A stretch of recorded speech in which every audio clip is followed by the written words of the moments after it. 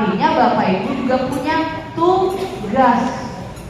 Dan tugas itu yang pertama dan utama adalah perpanjangan lidah. Sebagai ujung tombak perjuangannya Pak Prabowo, saya dan Bang Habibie. Di sini Bapak Ibu harus paham, yang pertama apa yang harus disampaikan, bahwa saya sebenarnya pernah menjabat sebagai anggota DPR RI tahun 2014-2019. Ya, waktu itu saya pertama kali terpilih di usia 28 tahun dari Dapil Jawa Tengah, Sragen, Karanganyar, Wonogiri. Baru tahun 2019 saya diminta keluarga untuk maju di Jakarta Barat, Jakarta Utara, Kepulauan Seribu. Karena kakak saya waktu itu yang menjabat sebelum saya. Tetapi apa yang terjadi, namanya juga nasib. 5.000 suara saya dicuri di tingkat kecamatan. Kenapa saya menyampaikan ini? Bukan untuk curhat Bapak Ibu. Saya menyampaikan ini supaya Bapak Ibu paham. Yang pertama dan utama, saya maju ini bukan untuk mencari jabatan. Kalau saya mencari jabatan, saya pasti waktu 2019 sudah bisa ngomong sama partai, 5.000 suara saya dicuri, saya punya buktinya nih semua C1. Karena saya waktu itu udah ke MK, saya membawa bukti bahwa 5.000 suara saya dicuri.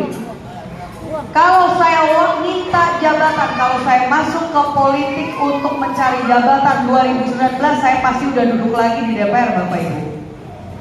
Tetapi saya masuk ke politik bukan untuk mencari jabatan, makanya 2019 saya mempersilahkan untuk rekan seperjuangan saya yang bedanya sama saya cuma 1.000 suara, dia yang duduk di DPR.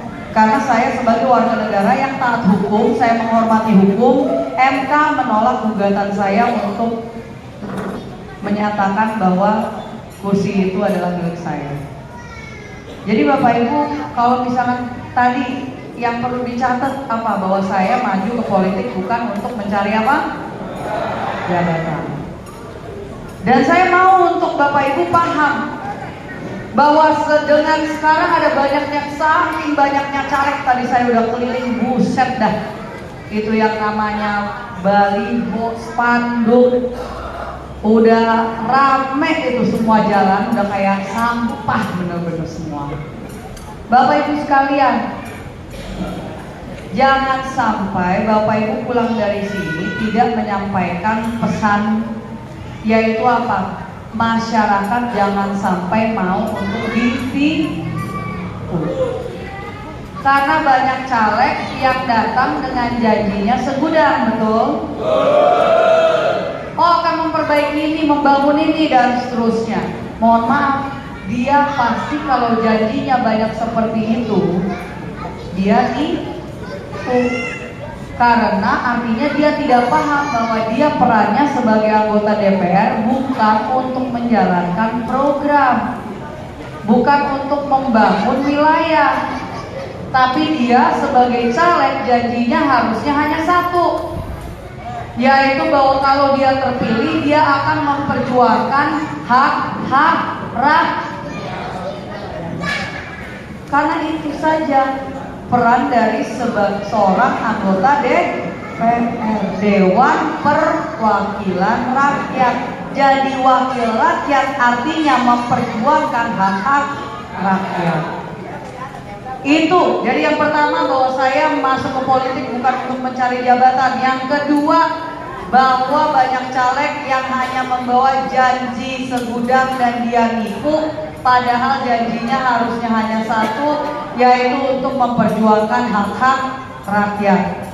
Yang ketiga, kalau ditanya visi misi program, apa kalau gitu yang dibawa? Saya tanya, kami berdua dari partai apa? Partai Gerindra punyanya siapa?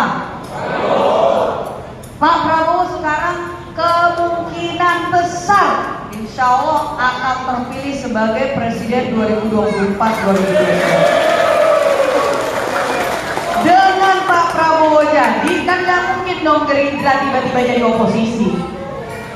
Udah pasti yang akan memperjuangkan paling depan adalah Partai Gerindra untuk visi misi programnya siapa? Pak Prabowo. Jadi visi misi program yang seharusnya dibawa oleh caleg, bukan visi misi program pribadi, tetapi visi misi program partai dan calon presiden.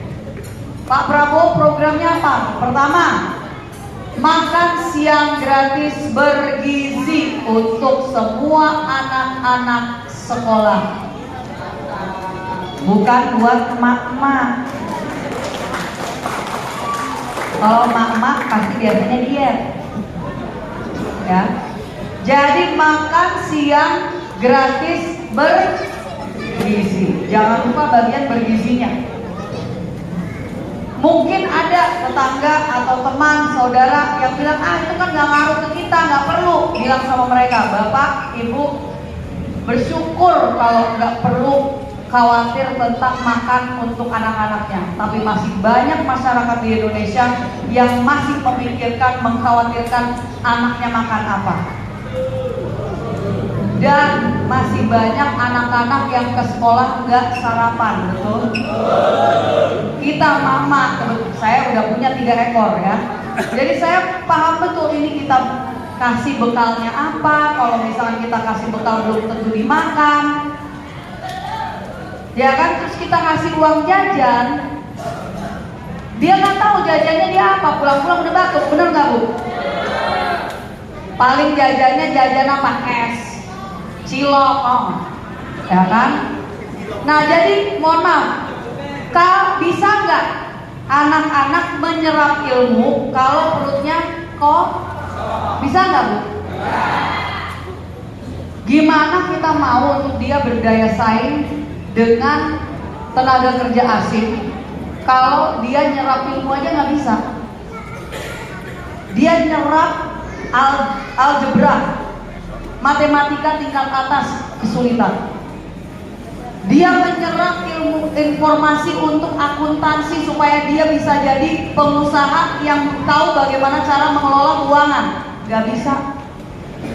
Dikasih tahuin bagaimana sejarah Indonesia dari awal kita dijajah sampai merdeka, bahkan setelah kemerdekaan, gak bisa.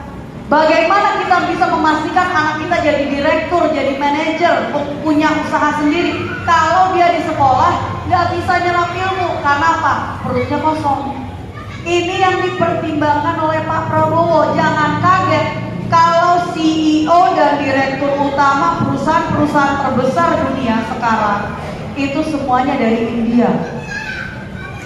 Karena apa? Walaupun India banyak masyarakat miskinnya, tetapi dia pasti dapat susu.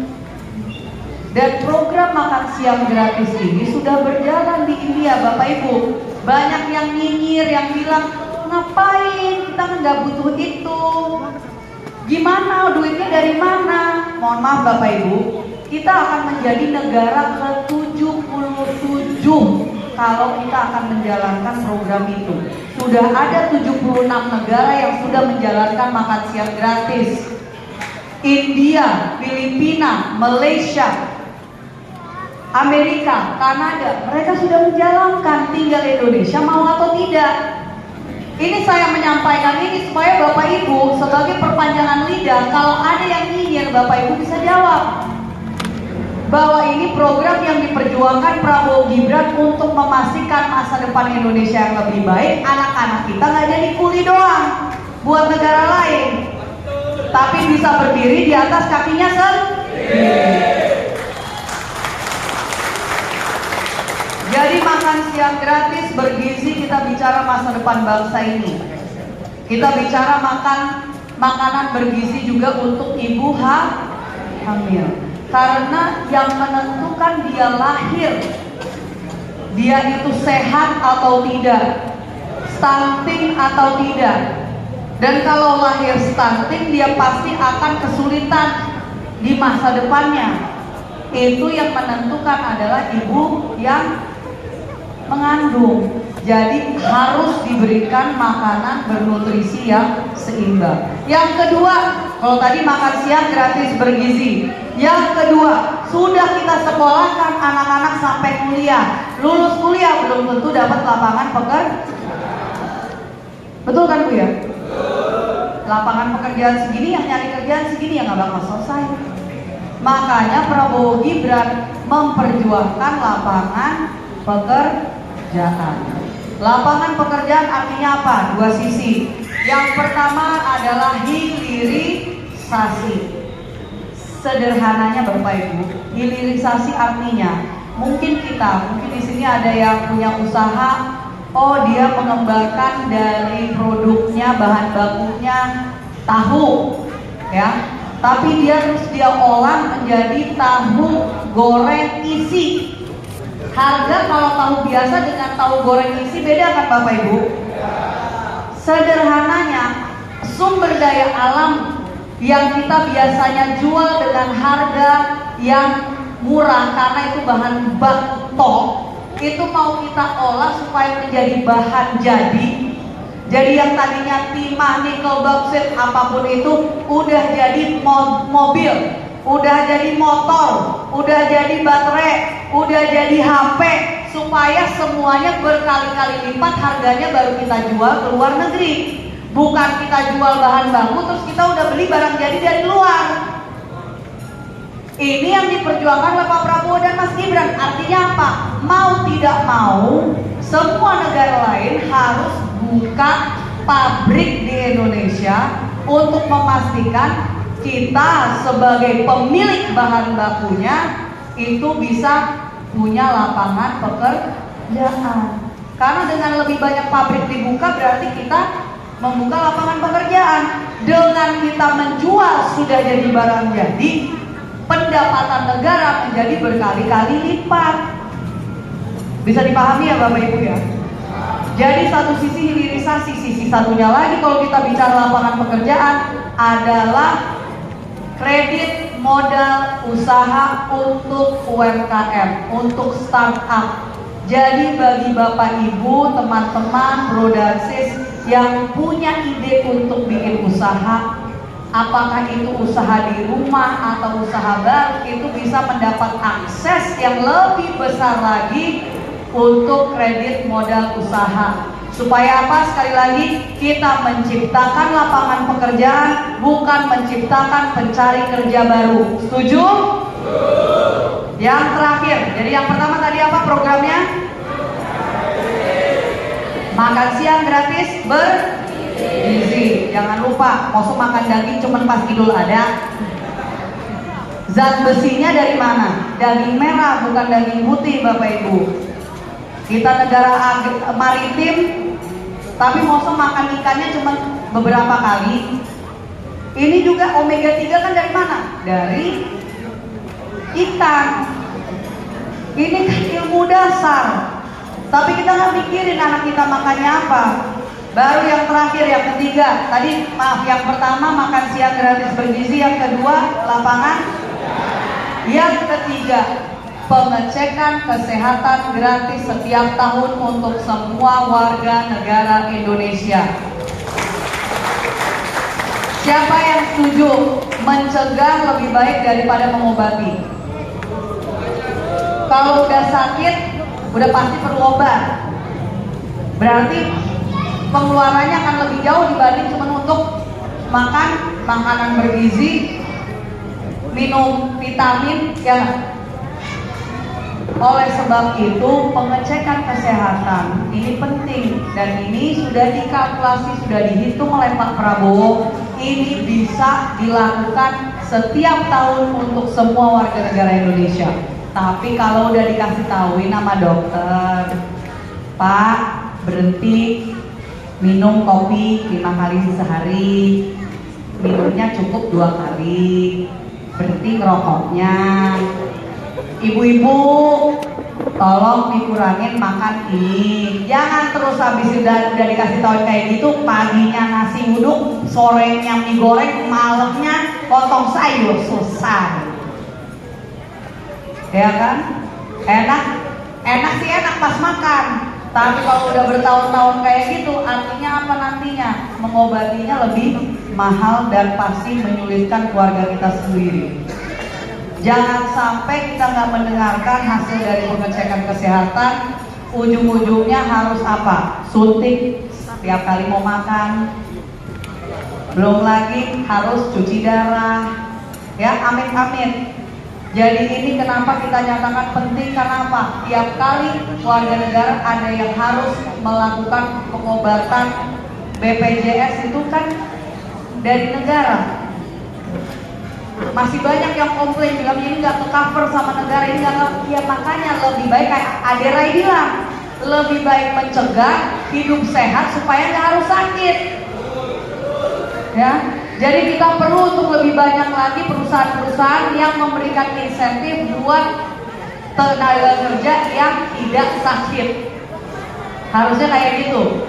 Daripada mikirin gimana kalau sakit supaya dapat obat, harusnya gimana supaya nggak sakit. Ya Bapak Ibu sekalian, jadi ini saya kalau ngomong visi misi program bisa sampai besok karena ada 88 halaman.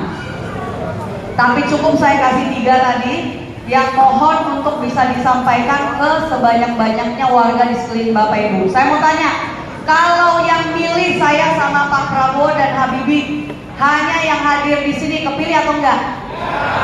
Yang katakan ya. Yang butuhnya puluhan ribu, apalagi Pak Prabowo. Jadi Bapak Ibu sekalian, ini tugasnya Bapak Ibu.